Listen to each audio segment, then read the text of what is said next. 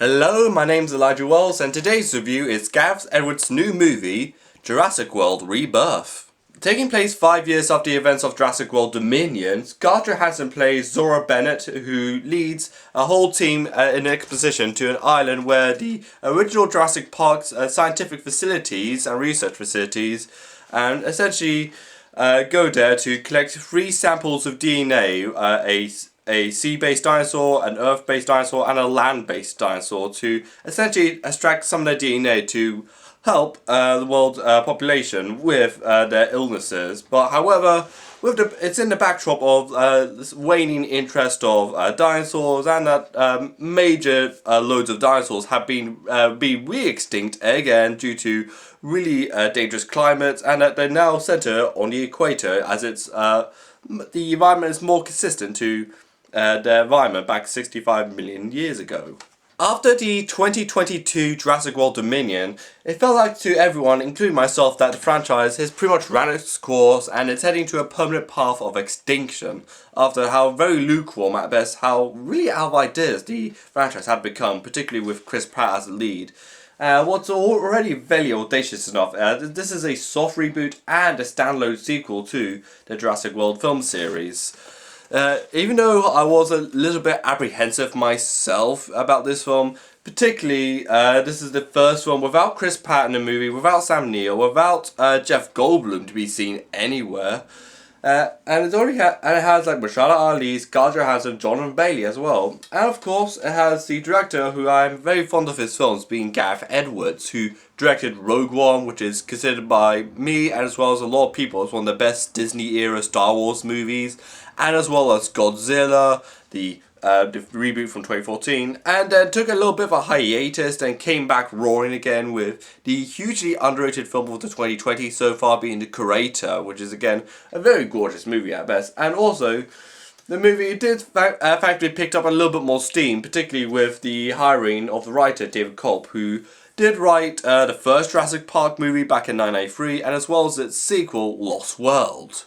The main intrigue about this movie is that the dinosaurs have essentially by default have moved to the islands around the equator line of the Earth, as in the environment just off the equator is just way too dangerous or way too brutal for the dinosaurs to adapt to, either from dying or just completely getting lost in the environment. As we do see in this, when we first meet the characters, as in the long neck dinosaurs. Yes, I've seen Land Before Time. That's why I refer to them now. Getting stuck under the Brooklyn Bridge. So it kind of sets you the idea of like, okay, and also dinosaurs are not really markedly fashionable anymore, as it doesn't make it clear. You just see them like in the equator now, and you just see them anywhere. To point that one of the main characters' museum of dinosaurs is completely shutting down due to a lack of interest. The film also does touch on some very interesting ideas, like particularly in the movie where it does talk about the mutation and the refiguration of dinosaurs, as in, it is pointed out in the movie as in, no one wants to see just some boring T-Rex or some Tyrannosaurus or Bronchosaurus. They want to see like full-blown forced breedings of not necessarily forced breedings, but just the whatever the dinosaurs just come out of it, like a bird with a long neck. We can do that, and just anything the audience wants, like, which is again a very cool concept, which I haven't seen in any Jurassic Park, let alone World sequels. Even though I think one of them did touch on it a little bit about the ethics and justifications of like crossbreeding dinosaurs and how really unethical it is, and even on the financial aspect on that, which is again I found really cool on as well. But speaking of sequels to like Jurassic Park and Jurassic World, I feel like the movie is definitely keeping on that spirit, as the dialogue in this movie is best how I would describe as very stiff and very lukewarm at best. I feel like this is like not really the best style you're going to hear from a blockbuster movie all year round, particularly if it's coming out this month at this point, because I feel like the dialogue is, at best, is so, either it's like really exposition heavy, or it just sounds like the very first draft the scriptwriter, being David Klopp, picked up and said, I'll write something about this later, then never writes an approval on that line. Like, it feels like it's very first drafty, the script, and also not necessarily AI or something like that, even though it could have been, but I don't feel like I picked anything that gave me a sense that was the writing was done by AI, but it just feels like the writing could have been like majorly improved. Particularly, this is from the same person who wrote the first Jurassic Park movie, which again it makes me wonder if he did it for the paycheck, like the people in the Jurassic Park sequels. And the characters are surprisingly two-dimensional at best, even though they're not as completely flat as some of the characters in the sequels, but I feel like they're the new characters, particularly this is the first one without Chris Pratt, Sam Neill, Jeff Goldblum, Laura Dern in this film, but I feel like, particularly this is the first one without any of those, I feel like the new characters who could be leading Jurassic World movies into a brighter new future, would I say setting the bar somewhat a little bit low for my liking, particularly with Scarlett Johansson with Sarah Bennett, who I swear her personality is essentially just written up on a post-it note as in, she served in military, she shoots things, and they just called it a day. And we have Mahershala Ali as Duncan, as the team leader, who essentially, how I imagine it, or how everyone imagined it, is that he gave up waiting for the Blade movie to come to fruition and said, you know what, screw it, I'm just going to hunt dinosaurs. And just tell Marvel that I'm still waiting. And stop greenlighting another Disney Plus series because Blade needs to come out soon. And there's also Jonathan Bailey as Dr. Henry Lomas, who's only really there to give dinosaur-related exposition. And there's a side plot, you guessed it, about a family who gets shipwrecked and gets transported to this very same island where they're researching the abandoned research facility because apparently nothing could go wrong. Even though the family being the Delgado family, it's essentially the token family of the children of divorced or parents or single parents who get put into perilous situations, which again is pretty token for these franchises at this point. And I think particularly they are pretty interesting as a family. I wish we could have spent a little bit more time on them. I felt like when I first saw the characters, particularly Xavier, I felt like, oh great, more obnoxious kids. And the more we get to know the characters and what they go through, particularly Ruben, their father, completely breaks his leg, and how he pretty much accomplishes most of his trekking through the island by essentially tracking the pipelines to the facility centre. Again, some really interesting stuff, particularly going on down there.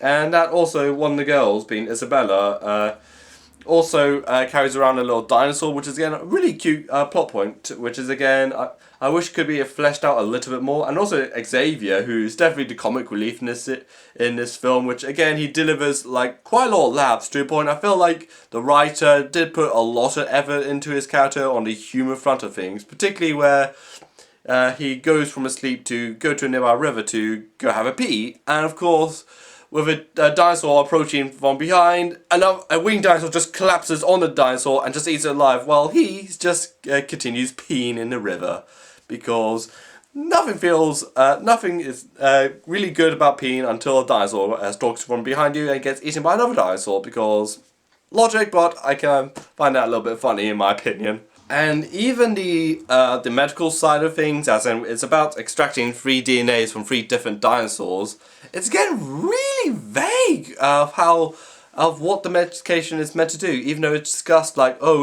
even though it's been discussed by Jonathan Bailey saying like either it's going to help a little amount of people or it's going to help everyone. It can't be both. It's never made clear what that DNA is made. It's going to be used for in the medical terms of things, like injections maybe, or medicines maybe, or should I do some trial runs maybe, and who came out of that logic, but it's never made clear, it's just left to your imagination. And also, this may sound really, really weird, I feel like the movie, particularly in some plot points, is moving at a rate that I feel like is too convenient for its safety. Particularly when the characters end up in this old Aztec era temple on a cliffside, and Jonathan Bailey falls off but catches a DNA sample. As we found out, all the other characters just literally took the stairs down there instead of just climbed around a mountain. And that the little DNA chute, which comes to a parachute, just lands next to him. Like, okay.